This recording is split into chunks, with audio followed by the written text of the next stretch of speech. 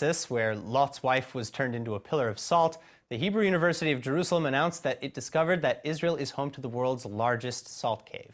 In the middle of a silent, scorched desert, near the salty shores of the Dead Sea, something unbelievable has been found.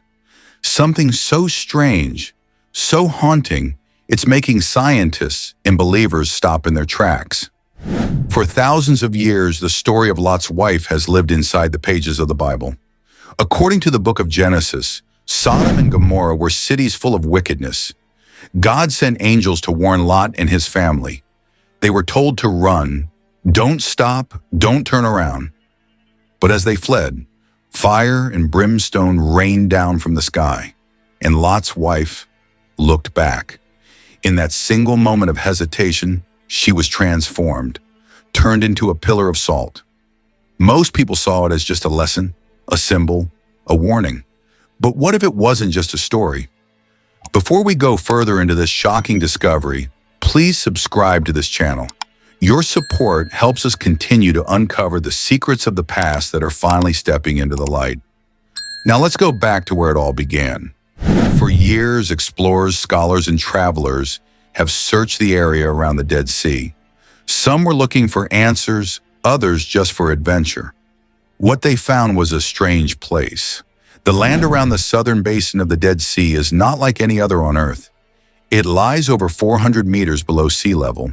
The air is heavy with minerals. The ground is cracked and silent, like something ancient once happened here, and the earth never recovered. Mount Sodom stands near the edge of this place.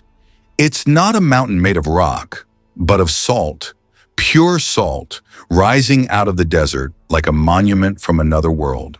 For centuries, people passing through noticed strange shapes in the salt cliffs, pillars, arches, and figures. One formation stood out, a tall, narrow column that looked almost like a woman frozen in place.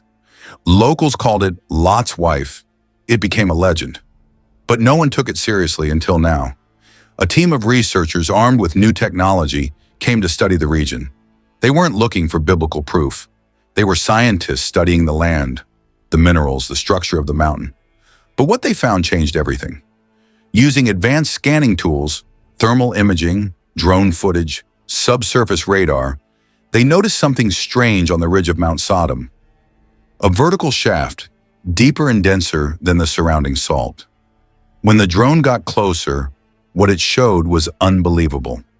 A salt formation shaped almost perfectly like a human being. Not just a rough figure, but one with proportions that were too perfect to be natural. The shape had arms drawn slightly forward, a head tilted almost as if turning, a body caught in mid-step, as if it had been frozen while moving. The team began a careful excavation. They worked slowly. The salt was fragile, too much pressure, and the whole thing could collapse. As they brushed away layers of salt and dust, they saw something inside. Dark mineral veins, unusual textures, and then fibers, threads sealed inside the salt.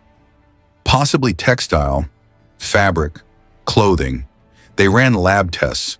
What came back stunned everyone.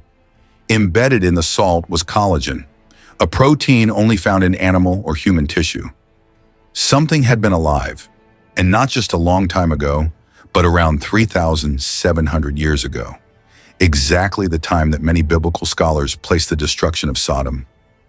News of the discovery leaked. At first, it was just a quiet whisper on archaeology forums, a strange shape in the desert. But then, footage emerged. Grainy video showed the formation, standing tall against the cliff. The figure was clear, the posture unmistakable. And then came the shocker. More close-ups revealed mineralized fabric, and what looked like hardened tissue sealed under layers of salt crystal. Social media exploded. News headlines around the world screamed, "They found Lot's wife!" Biblical story confirmed by archaeology. Even scientists who didn't believe in miracles couldn't ignore what they saw. This wasn't like any salt formation they'd seen before. It was too detailed, too specific. And the location? Right where ancient texts say Sodom once stood. Religious leaders were quick to respond. A prominent rabbi in Jerusalem said, It's not about proving faith. It's about recognizing that truth sometimes leaves footprints, even in salt. Still, there were skeptics. Some said it might just be erosion. Nature can shape salt in strange ways. But even they had to admit, this one was different. The shape, the age, the material inside, it all pointed to something more than coincidence. And there's more. Older maps and travel logs from centuries ago mention a lone figure made of salt on the edge of a destroyed city. Roman writers called the southern end of the Dead Sea a cursed place, full of poisonous air and broken land. Islamic and Jewish traditions also described a statue of a mourning woman standing in salt. Could they all have been talking about the same thing? As researchers dug deeper, they found more evidence. Balls of sulfur buried in the ground, proof of extreme heat, layers of scorched earth and melted rock. But there was no sign of a volcano, no fire pits. Whatever had happened here was sudden, powerful, and impossible to explain naturally. The desert, silent for so long, was finally speaking. What makes this even more haunting is what it represents. Lot's wife didn't commit a crime. She didn't fight anyone. She just looked back. One moment of disobedience. One step too far. And now, thousands of years later, that moment may still be standing in the desert. Frozen in time. A warning carved in salt. Jesus himself said, "Remember Lot's wife?" Luke 17:32. Just those 3 words, but they hold so much weight. A call to trust, to move forward without regret, to obey without hesitation. And now the figure standing on Mount Sodom might be more than a story.